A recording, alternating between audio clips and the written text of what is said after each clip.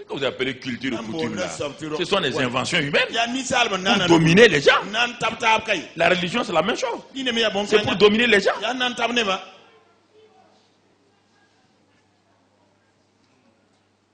Alors, il y a une guerre. Le prince de la puissance de l'air. Et Jésus l'appelle l'homme fort.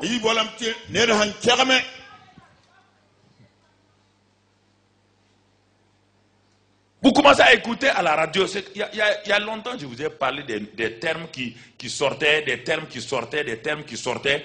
Je vous ai parlé. On a commencé à plus longtemps à dire le nouvel ordre économique.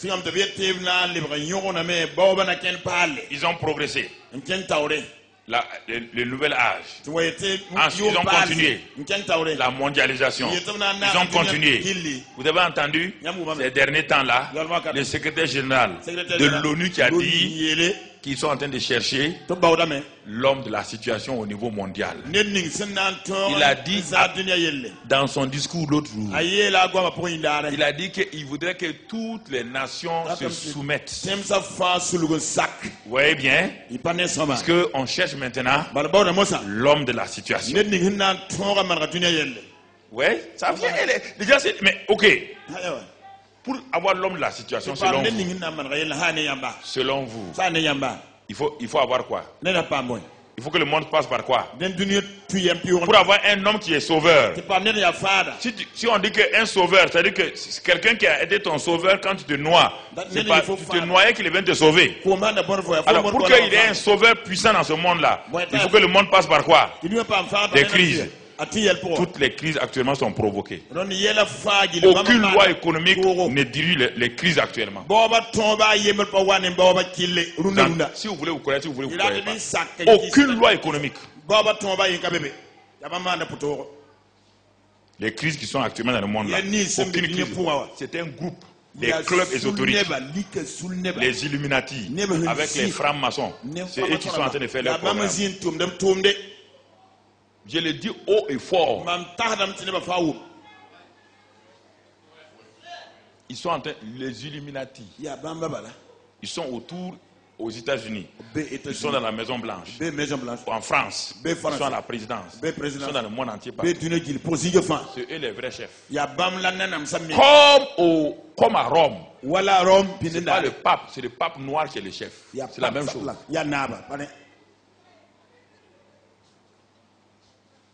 Le pape n'a aucune force. Le pape noir là. Si vous voulez, il ne faut pas vous fâcher. C'est ce que je vous dis là. Ça veut dire si vous vous fâchez, ça veut dire que quelqu'un dans votre cœur, il y a une plaie. Il y a une plaie là. J'ai plus d'informations que vous le croyez. Ok. Si je dis, certaines paroles, je les dis haut et fort pour des gens qui entendent ça et qui aillent rédiger ça là où ils doivent aller dire. Écoutez, actuellement, le secrétaire général de l'ONU a dit, ce n'est plus caché. Il a dit haut et fort à la tribu et personne n'a réagi négativement. Pourquoi? Parce qu'on l'a préparé pour dire ce n'est que le porte-parole de ces puissances-là. Il n'y a aucun président qui soit libre dans ce monde-là. Ni personne. Aucun président n'est libre. Si vous voulez vous croyez, si vous voulez vous croyez. Aucun président n'est libre. Ok. Les armes de notre combat. Les armes de notre combat. Parce que l'ennemi, le prince de la puissance de l'air. Le prince de la puissance de l'air. Ok. Si Dieu vous a donné tout. Vous jouez avec ces choses-là. Et vous savez qu'on veuille ou pas, on va entrer dans cette confrontation-là. Au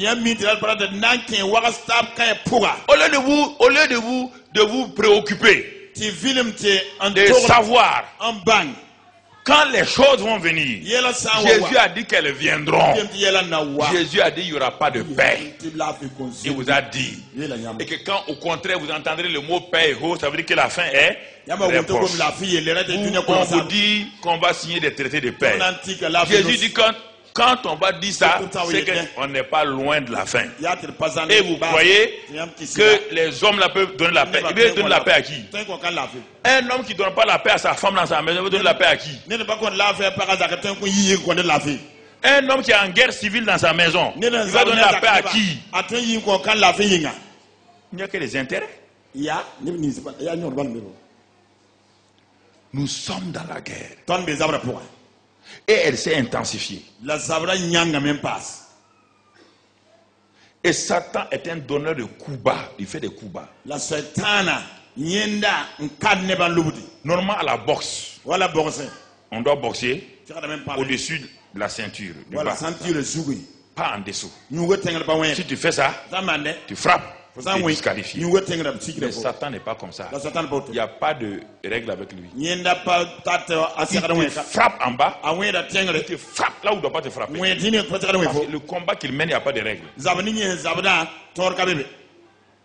a pas de règle.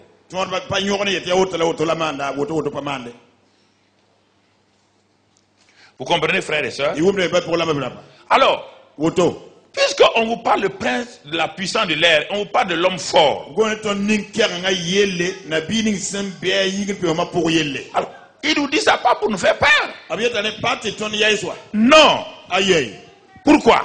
Regardons Ephésiens 6 maintenant. Ephésiens 6.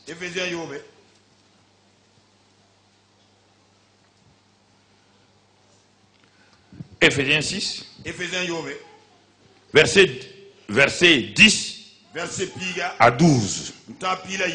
Au reste des frères, il est en train de parler à tous.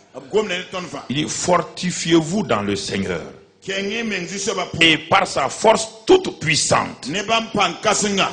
Revêtez-vous de toutes les armes de Dieu afin de pouvoir tenir ferme contre les ruses du diable. Car nous n'avons pas à lutter contre la chair et le sang, mais contre les dominations, contre les autorités, contre les princes de ce monde de ténèbres, contre les esprits méchants dans les lieux célestes.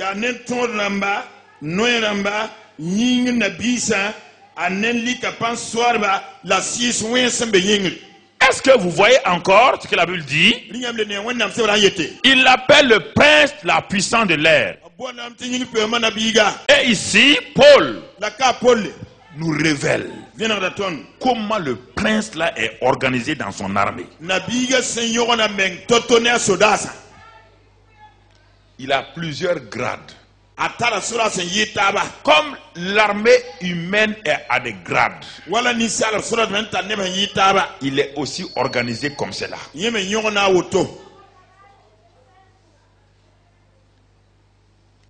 il n'a pas encore déployé ce qu'on appelle, et c'est maintenant qu'il est en train de faire, les esprits méchants dans les lieux célestes. C'est eux qui sont en train de descendre sur le monde. C'est pourquoi vous voyez toutes ces guerres, tous ces gens qui s'égorgent dans la même maison. Ce sont ces esprits qui sont tout. Il a ouvert un peu et il est en train de les lâcher maintenant pour venir sur la terre.